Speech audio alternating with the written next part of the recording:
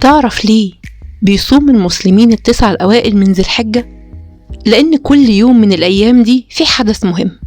أول يوم هو اليوم الذي غفر فيه الله لسيدنا آدم الذنب عندما أكل من الشجرة المحرمة. اليوم الثاني هو اليوم الذي استجاب الله فيه لدعاء سيدنا يونس عليه السلام وهو في بطن الحوت. اليوم الثالث هو اليوم الذي استجاب الله فيه لدعاء سيدنا زكريا ورزقه بالابن الذي كان يتمناه. وده بيعني إن أول 3 أيام للدعاء ادعي من قلبك وبعقلك وبلسانك وانت صايم. نقدر نقول إنها أيام مغفرة ورحمة. اليوم الرابع هو اليوم الذي ولد فيه سيدنا عيسى عليه السلام. اليوم الخامس هو اليوم الذي ولد فيه سيدنا موسى عليه السلام. اليوم السادس هو اليوم الذي فتح الله فيه لنبيه محمد عليه الصلاة والسلام كل أبواب الخير. الأيام ال3 دي هي أيام الرزق وأيام الفرحة والمغفرة.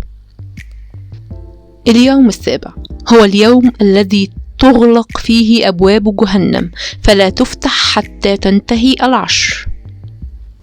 اليوم الثامن هو يوم التروية، وتسمى بالاسم ده لأن الناس كانوا بيرتوون فيه من الماء في مكة وبيخرجوا بالماء إلى منى، لأنه كان في الوقت ده المية معدومة، فكانوا بياخدوا معاهم مية تكفيهم لغاية اليوم الأخير من الأيام الحج. واتقال إنه تسمى باليوم ده لأن الله أرى إبراهيم المناسك في ذلك اليوم. اليوم التاسع وهو يوم عرفة، فمن صام ذلك اليوم كان كفارة للسنة الماضية والسنة القادمة بإذن الله.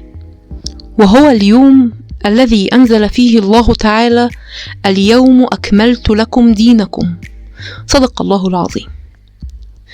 اليوم العاشر وهو يوم العيد ويوم التضحية ويوم الجائزة، ومن قرب فيه قربانا كان كفارة لكل ذنوبه.